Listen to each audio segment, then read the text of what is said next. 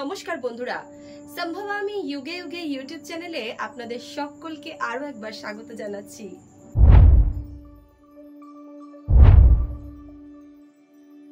ছাগলের বলায় তিনটি কথা মনে রেখে দিলে জীবনে কখনোই বিপদে পড়তে হবে না।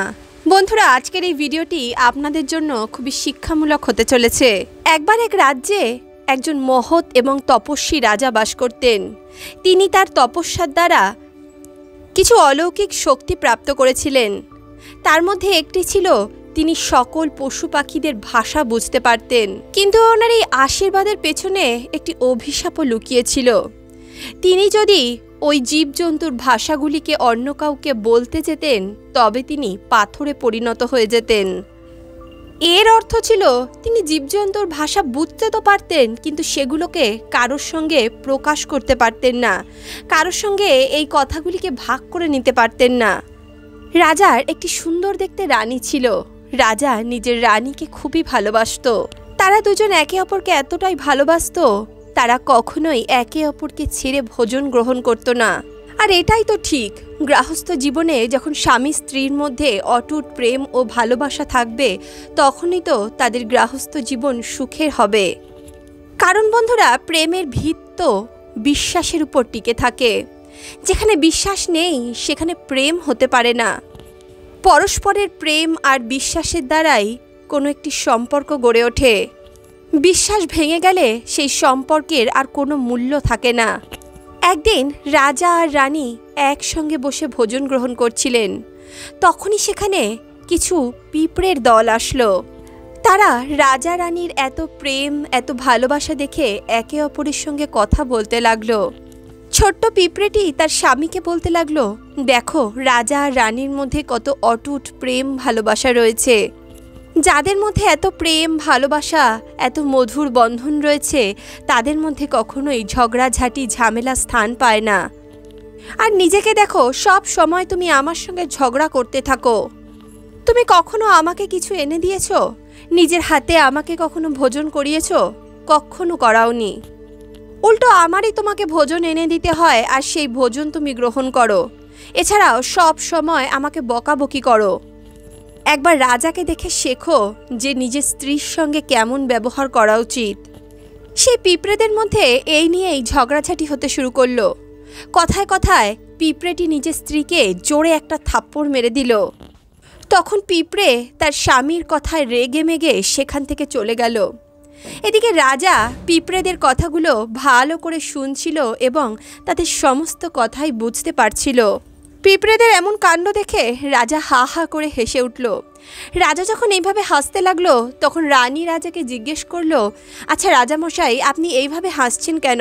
আমাদের মধ্যে তো হাসির এমন কোনো ঘটনা ঘটেনি যে আপনি হেসে উঠলেন। তাহলে আপনি অকস্মাৎ এইভাবে হেসে কেন উঠলেন?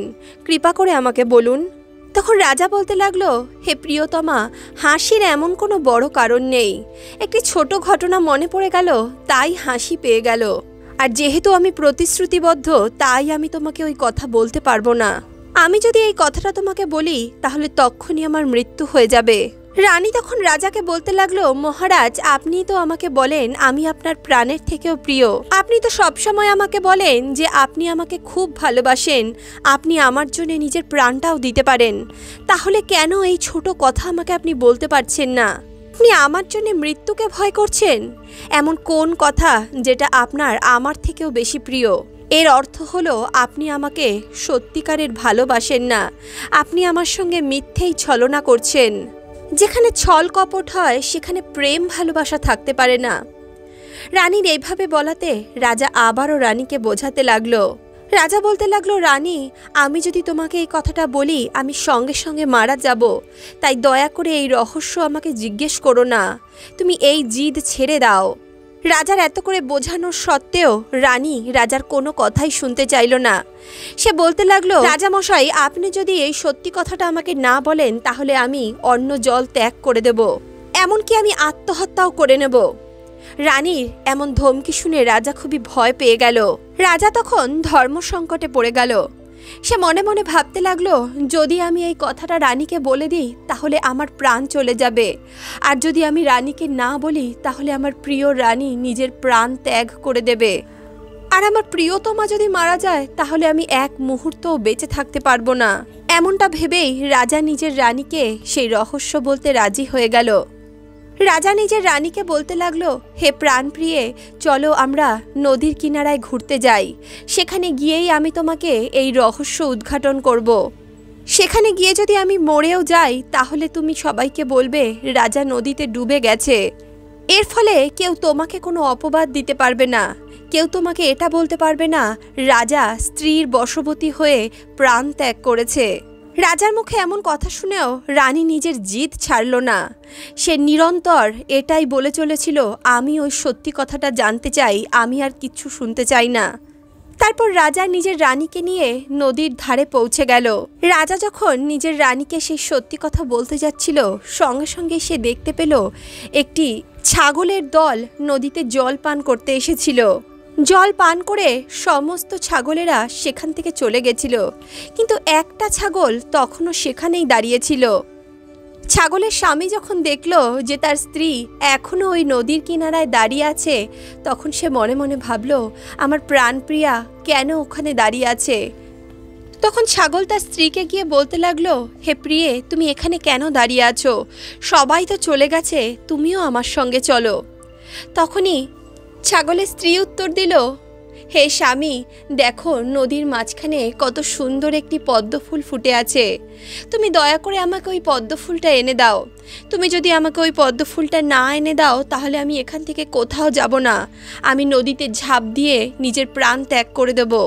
স্ত্রীর এমন কথা শুনে ছাগল বলতে লাগলো, তুমি এটা কি বলছো? ওই পদ্ম ফুলটা নদীর একদম মাঝখানে রয়েছে, আর অত গভীরে আমি কিভাবে যাব? সেখানে তো অনেক গভীর জল আছে, তার উপরে নদীর জলও তো খরস্রোতা।